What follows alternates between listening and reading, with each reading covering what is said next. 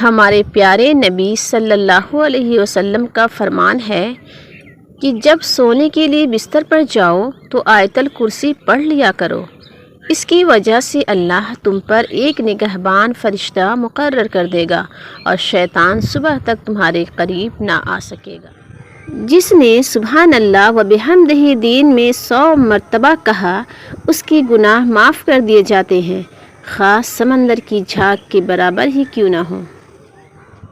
اللہ پاک ملائکہ کے سامنے اپنے ان بندوں پر فخر کرتا ہے جو لوگوں کو کھانا کھلاتے ہیں۔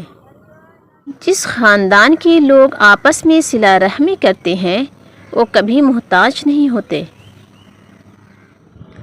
تہجد کی نماز تک پہنچ جاؤ تو سمجھ لینا کہ اللہ جل جلالہ نے اپنے قریب کر لیا ہے، کیونکہ یہ وہ نماز ہے جو مؤذن کی اذان پر نہیں، دل کی اذان پر پڑھی جاتی ہے۔ رسول اللہ صلی اللہ علیہ وسلم نے کھڑے ہو کر پانی پینے سے منع فرمایا ہے۔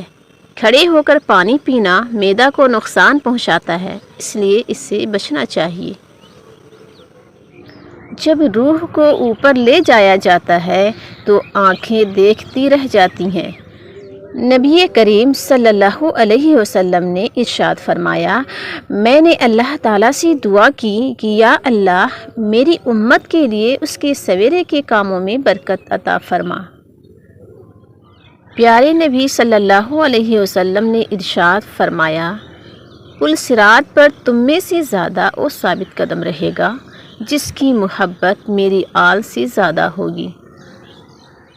دو آدمیوں کے درمیان ان کی اجازت کے بغیر نہ بیٹھا کرو۔ ہمارے آخری نبی حضرت محمد مصطفیٰ صلی اللہ علیہ وسلم نے ارشاد فرمایا کہ جب تم سالن پکاؤ تو اس کا پانی یعنی شوربہ زیادہ کر لیا کرو اور اپنے ہمسایوں کا خیال رکھا کرو۔ دنیا آخرت کی کھیتی ہے، جو بوؤ گے وہی کاٹو گے۔ کسی سے محبت کا بہترین طریقہ یہ ہے کہ اسے اپنی دعاؤں میں ہمیشہ یاد رکھا جائے۔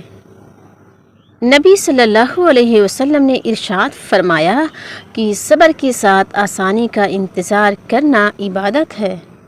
جنت میں دھوکے باز داخل نہیں ہوگا، نہ احسان جتلانے والا اور نہ ہی بخیل۔ نبی کریم صلی اللہ علیہ وسلم نے ارشاد فرمایا کہ جو آدمی لا حول ولا قوت الا باللہ ہر دن میں 100 مرتبہ پڑھے گا اس کو کبھی فاقہ نہ ہوگا۔ اللہ کے رسول صلی اللہ علیہ وسلم نے فرمایا، آنکھوں کا رونا اور دل کا خوف اللہ کی رحمت ہے۔ ہمارے پیارے نبی صلی اللہ علیہ وسلم نے فرمایا، اذان اور بارش کی حالتوں میں دعا رد نہیں ہوتی۔ ہمارے آخری نبی صلی اللہ علیہ وسلم نے فرمایا کہ کوئی صدقہ پانی پلانے سے بڑے ثواب والا نہیں ہے۔ استغفر اللہ الذی لا الہ الا هو الحی القیوم واتوب الیہ۔ جب دل میں ایسا غم پیدا ہو جائے جس کی وجہ سمجھ نہ آئے تو وہ انسان کے کسی ایسے گناہ کا نتیجہ ہوتا ہے جس کی اس نے ابھی تک توبہ نہیں کی ہے۔ ایمان کی نعمت کے بعد عزت، تندرستی اور رزق سے بہتر کوئی نعمت نہیں۔ اللہ کریم زندگی کے ہر موڑ پر ہمیں عزت، صحت اور رزق میں وسعتیں اور برکتیں نصیب فرمائے، آمین۔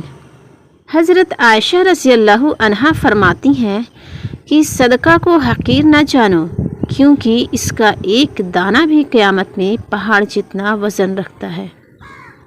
حضرت علی رضی اللہ عنہ نے فرمایا کہ جب بیزار ہو جاؤ تو صدقہ سے اللہ کے ساتھ تجارت کرو۔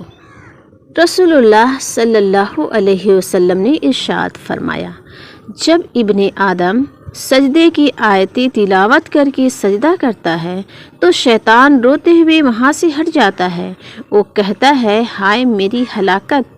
ابن آدم کو سجدے کا حکم ملا تو اس نے سجدہ کیا، اس پر اسے جنت مل گئی، اور مجھے سجدے کا حکم ملا تو میں نے انکار کیا، سو میرے لیے آگ ہے۔ بلند آواز سے قرآن پڑھنے والا ایسا ہے جیسا کھلے عام صدقہ دینے والا۔ اور آہستگی و خاموشی سے قرآن پڑھنے والا ایسا ہے جیسے چھپا کر صدقہ دینے والا۔ ہمارے پیارے نبی حضرت محمد مصطفیٰ صلی اللہ علیہ وسلم نے فرمایا، ہر رات سمندر 3 مرتبہ زمین پر جھانکتا ہے اور اللہ سے زمین والوں پر بہ پڑنے کی اجازت طلب کرتا ہے، لیکن اللہ تعالیٰ اسے روک لیتا ہے۔ اللہ تعالیٰ ایسے شخص کو اپنے عرش کے سائے میں جگہ دے گا جس نے تنہائی میں اللہ کا ایسا ذکر کیا کہ اس کے آنسو جاری ہو گئے۔ اللہ تعالیٰ اس وقت تک بندے کی مدد میں لگا رہتا ہے جب تک بندہ اپنے بھائی کی مدد میں لگا رہتا ہے۔ قیامت کے دن قابل نفرت لوگ، پیارے نبی صلی اللہ علیہ وسلم نے فرمایا، میرے نزدیک تم میں سے سب سے قابل نفرت اور قیامت کے دن مجھ سے سب سے زیادہ دور لوگ وہ ہوں گے جو بات کرنے میں بناوٹ سے کام لیتے ہیں، منہ پھاڑ پھاڑ کر باتیں کرتے ہیں اور تکبر کرتے ہیں۔ جب 2 بھائی مصافحہ کرتے ہیں تو ان میں 70 رحمتیں تقسیم کی جاتی ہیں۔ اللہ کے رسول صلی اللہ علیہ وسلم نے ارشاد فرمایا، جو اپنے لیے پسند کرتے ہو وہی دوسروں کے لیے پسند کرو، کامل مومن بن جاؤ گے۔